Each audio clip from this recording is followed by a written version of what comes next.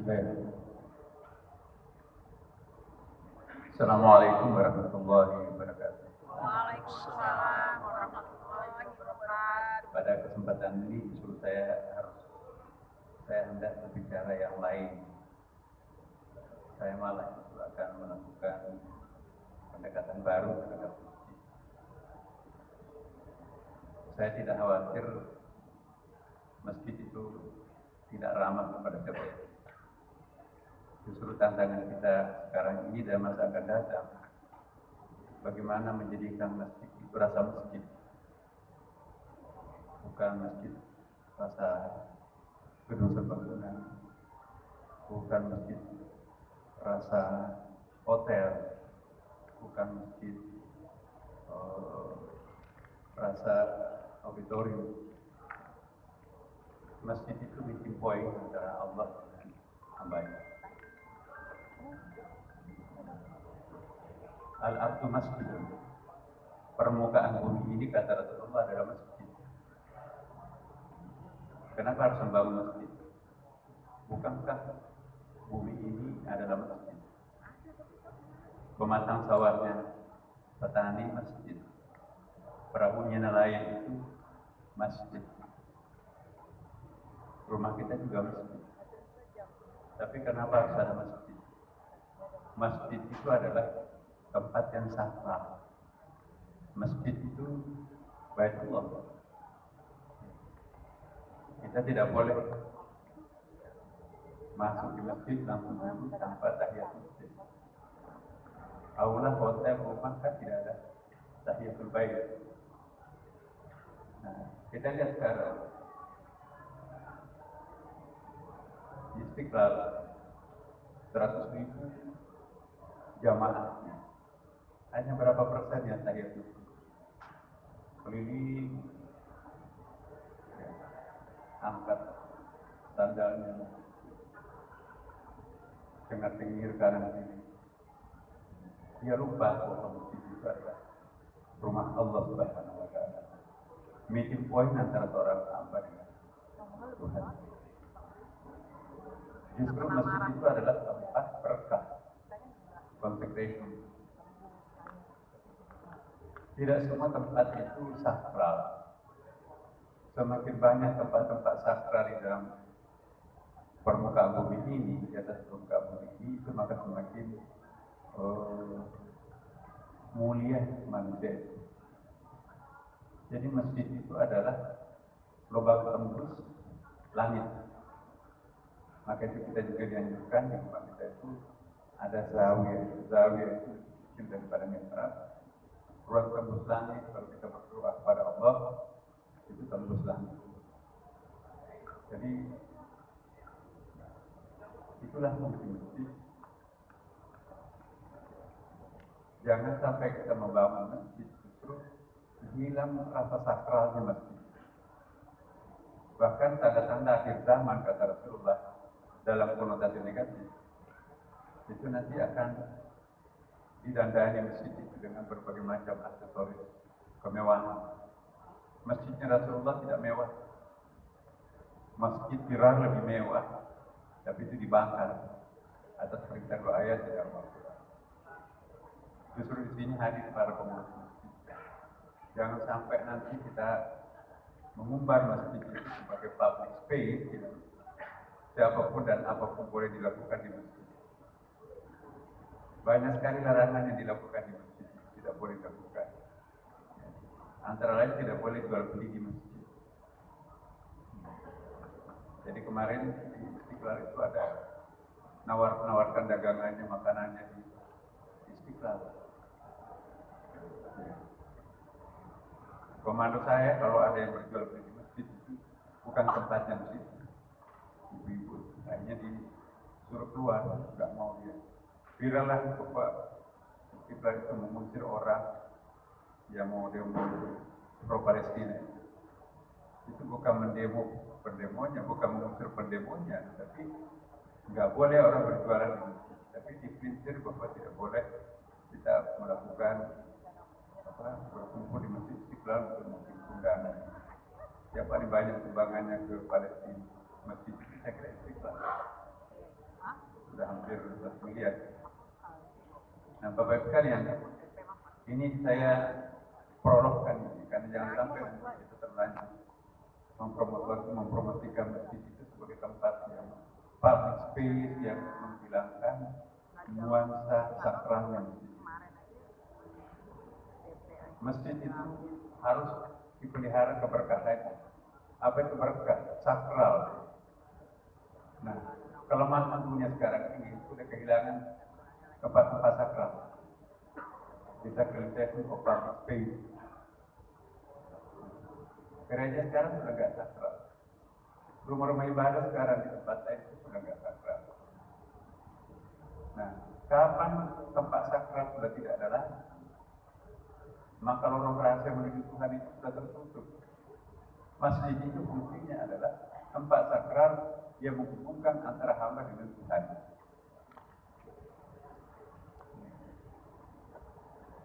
Di dalam Al-Quran banyak sekali ada ayat yang berbicara tentang kekhususan masjid itu.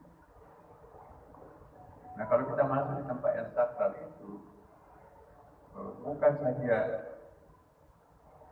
harus tunduk secara fisik, ya kan? Batin kita juga harus tunduk. Maka kita harus tayat masjid. Wasjud waqtarib di masjid. Masjid itu kan dari akar kata sajadah. Sajadah itu artinya menyumpurkan mahkota kita itu ke tempat yang paling rendah. Kalau kepala kita sujud, tapi isi kepalanya ke mall, bukan sujud, itu saja. Nanti disebut sujud kalau isi kepalanya pun juga tunduk di kebesaran Allah Subhanahu wa Ta'ala. Itulah yang disebut sujud. Lain sujud, lain saja. Sebetulnya lebih penting kita membangun sajid daripada masjid. Tanpa masjid orang bisa sujud, tapi sajid orang yang sujud itu yang paling penting untuk kita bangun sekarang. Coba kita lihat spiritnya Al-Quran. Untuk apa masjid itu dibangun? Supaya lahir as-sajidun. Nah, kalau kita datang ke masjid tapi tetap melakukan kedurhakaan, kemaksiatan, itu nggak efektif. Maka itu di Istiqlal, kita jaga Istiqlal. Setiap malam Jumat kita lakukan istighfar. Kita lakukan itu pembacaan Maulid Nabi. Orang kota metropolitan ini itu pengah. Terlalu banyak dosa dilakukan. Mereka perlu tempat puasa spiritual, tempat untuk menciptakan keheningan. Jadi masjid itu adalah tempat untuk menservis batin yang rusak. Maka itu antara yang mulai dari maghrib, hari Kamis, hari Senin, itu seperti bulan Ramadan. Buka puasa bersama, berjamaah di situ. Karena puasa Senin Kamis. Habis itu kita lanjutkan dengan bacaan surah-surah mulia, surah Al-Fatih, surah Yasin, itu sebelum asar, sebelum maghrib, surah Al-Kahfi, kemudian sesudah maghrib, surah Yasin, kemudian Mahalul Qiyam, kemudian diisi kontemplasi, perenungan, muhasabah. Sekali sebulan itu kita lakukan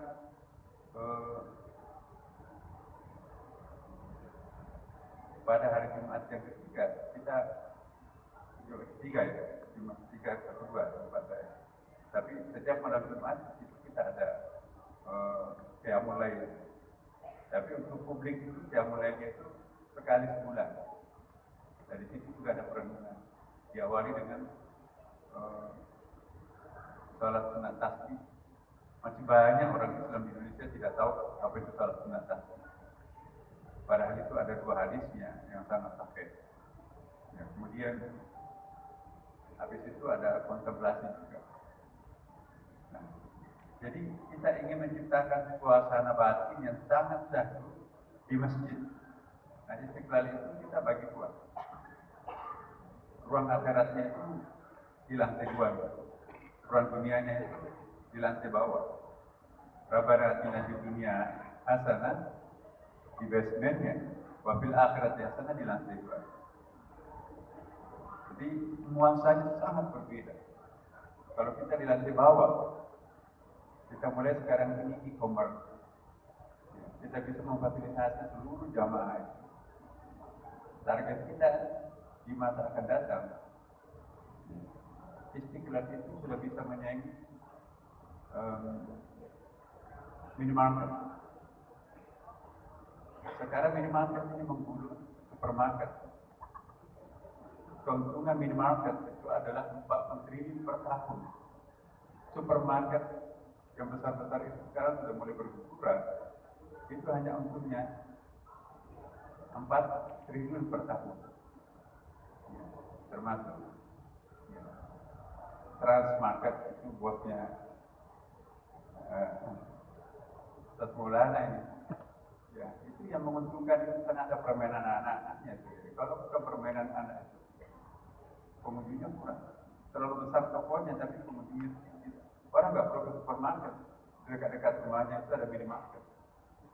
Nah coba kita lihat yang punya minimarket itu siapa? Itu bukan punya umat. 40 triliun keuntungan itu dana umat kita itu mas. Yang belanja di situ kan 84% umat Islam. Nah ini kita akan mengambil alih ke depan dengan cara bahwa semua orang punya handphone.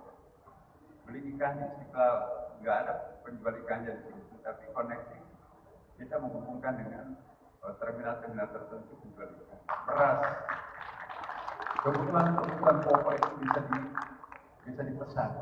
Kita sudah MOU kerjasama antara PT Pos tetangga kita dan Gojek. Dalam tempo sebelum itu diantarkan, tidak perlu ada uang parkir, tidak perlu bayar tol, tidak perlu macam-macam. Dan dijamin halal, dijamin tidak ada ribanya, dan keuntungannya untuk umat. Kita bikin sistem kerjasama dengan Pak Ilham Habibie. Ya. Insya Allah ke depan seluruh masjid, 800.000 masjid itu, kita akan dandani dengan e-commerce masjid itu. Sehingga dengan demikian, umat Islam itu tidak perlu belajar ke tempat lain. Masjid itu pasti amplopnya nanti akan tebal. Kenapa? Karena keuntungannya banyak. Di Istiqlal kita sudah mulai. Kalau masjid itu bikin daya tarik, pasti parkirnya juga penuh.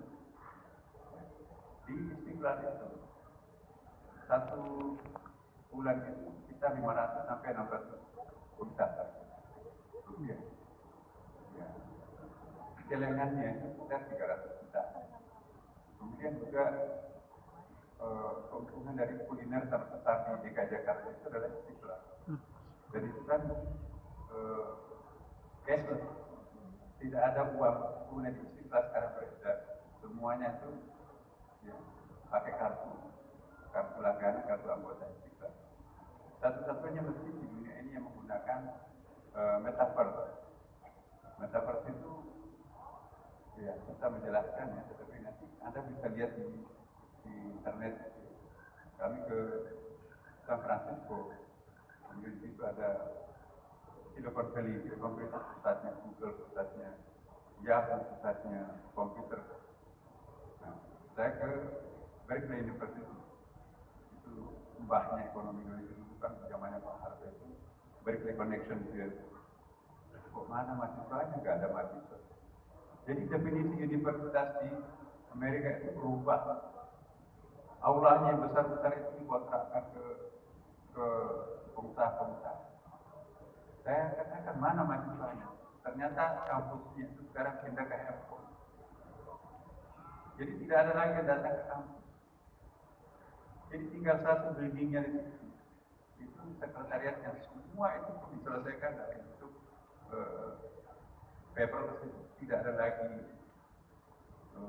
catatan-catatan dalam bentuk. Semua diselesaikan dalam bentuk metaverse. Ujiannya, ujinya ada di Dubai karena buka cabang juga di Dubai, Qatar, ya di kota-kota lain. Nah, meja bundanya ada, oh nggak ada orang. Tapi begitu metaverse jalan, orangnya duduk di situ, padahal dipegang dari kain besar.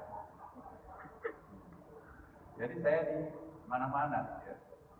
Tetapi saya rutin hadir tadi juga. Padahal saya di Amerika tadi Timur Tengah. Itu metafora.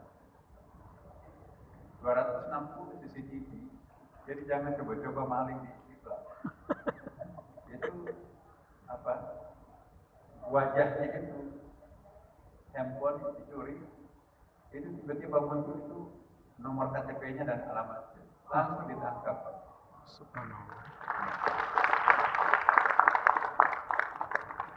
Pulang kabur.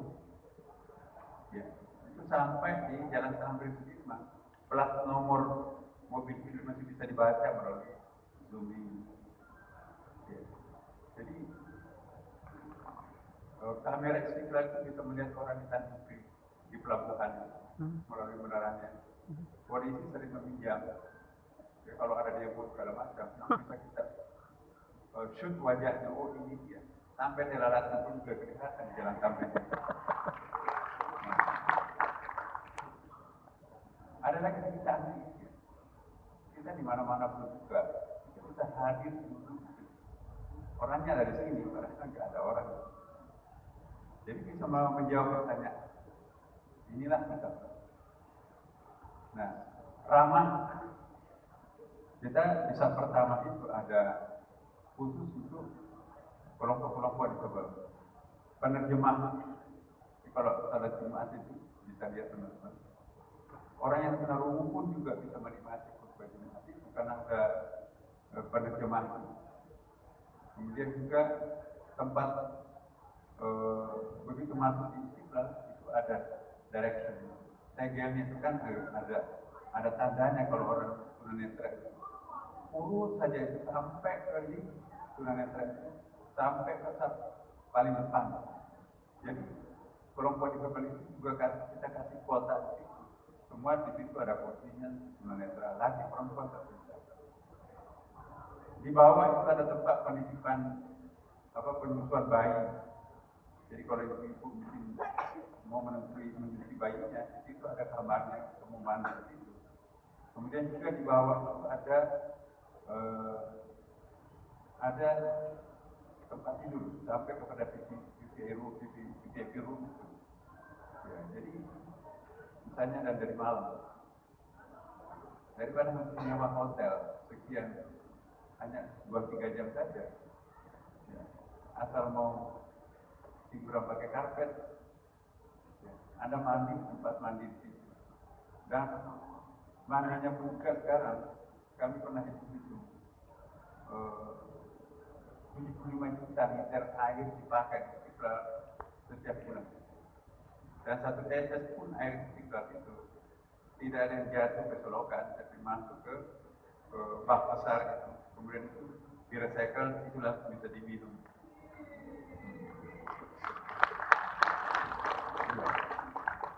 Kemudian 38% daya yang kita gunakan di Istiqlal itu menggunakan solar system.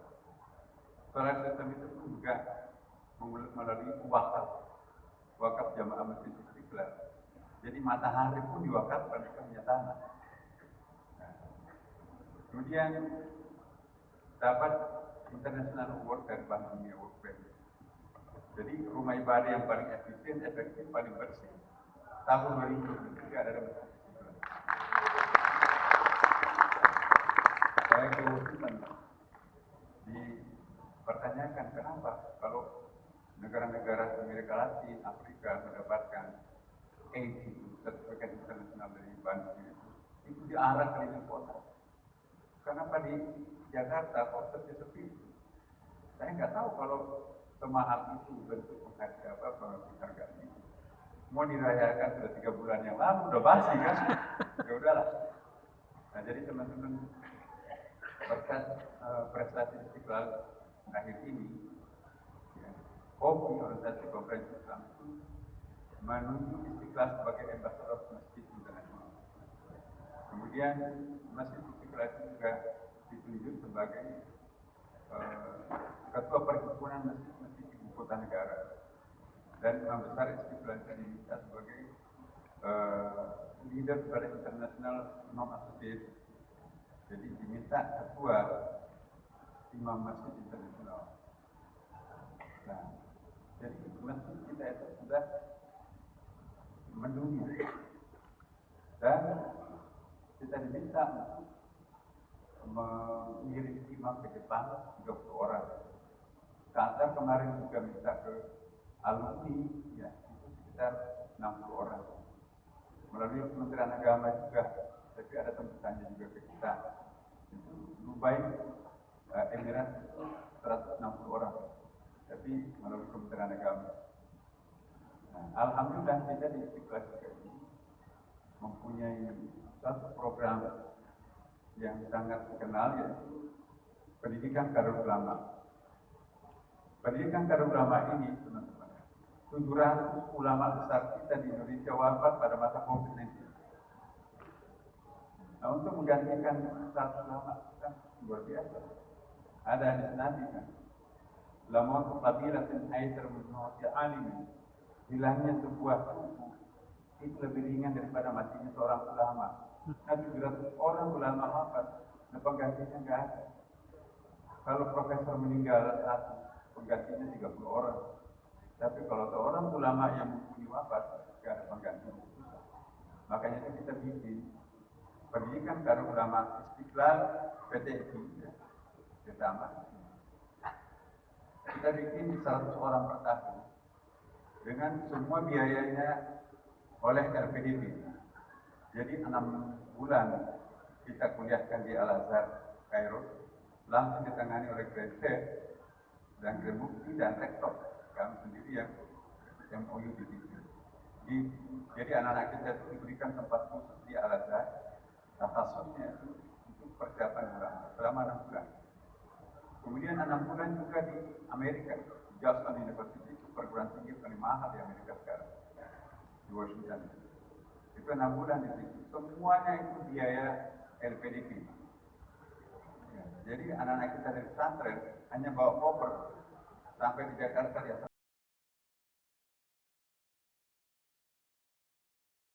ke luar negeri, dan penelitiannya pun juga mau ke negara manapun juga itu dibiayai oleh LPDP. Dan dengan demikian ulama yang kita akan salurkan di Istiqlal nanti insya Allah ulama global, mahir bahasa Inggrisnya 6 bulan training di Amerika, 6 bulan juga di Mesir. Dan tahun berikut ini kami akan berpanjang 1 tahun di Mesir dan 1 tahun di Amerika. Dengan demikian, begitu dia mendapatkan master atau doktor, maka itu benar-benar Kanada minta, Pak, ini saya minta alumni pertamanya langsung akan disitizenkan di warga negara Amerika, Kanada kan. Kan kalau green card itu ya belum citizen. Jadi ini penghargaan dunia internasional terhadap pendidikan Darul Ulama Istiqlal dan PTI. Kenapa PTI? Ini kami juga diproses oleh beberapa UI, LPDP juga diproses. Kenapa di Istiqlal? Kenapa di PTI? Kenapa bukan UI? Hanya Pak Menko kemarin juga, oke dia bagi kotanya. Tapi yang menentukan adalah Istiqlal. Nah, kita kasih kriteria yang bisa kita ajak kerjasama adalah orang-orang yang hafal Quran, tapi kemudian pendidikannya itu memang ada tahapnya. Takhasus ulumul Quran dan takhasus untuk menjadi imam. Nanti kriteria yang ada di sini hanya ada di PTI. Ya, jadi PTI itu mata kuliahnya seperti ini banyak di PTI. Cara bernafasnya pun, cara mempernapas nafas, bahkan cara membuat cengkok-cengkok suara itu, merawat suara itu juga ada di kuliah PTI. Ya, pemotongan, penyambungan, kemudian nagamnya itu bukan main berapa, semuanya itu ada. Bahkan ada sanadnya bersambung dari Rasulullah SAW. Nah, setelah ditawarkan ke UI ternyata nggak ada yang bisa. Akhirnya sekarang ini LPDP nantang kita 500 orang per tahun. Nah, padahal UI dapat 2 orang, 3 orang. Nah, kita dapat 500 per.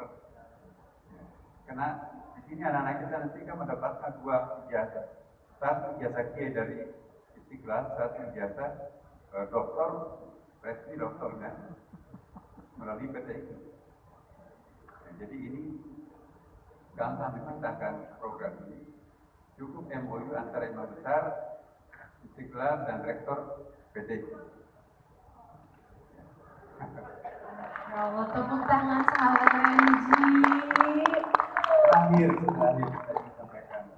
Saya ingin mengingatkan apa yang pertama tadi saya katakan ya. Jangan sampai nanti program pemberdayaan masjid itu menurunkan di bawah masjid. Tidak boleh sama sekali. Ada ayatnya kan, faklah naklain itu kan di luar di depan dan di luar. Jadi begini teman-teman. Semua tempat di sekarang ini sudah tidak ada lagi sakral. Desakralisasi tempat-tempat sekarang ini.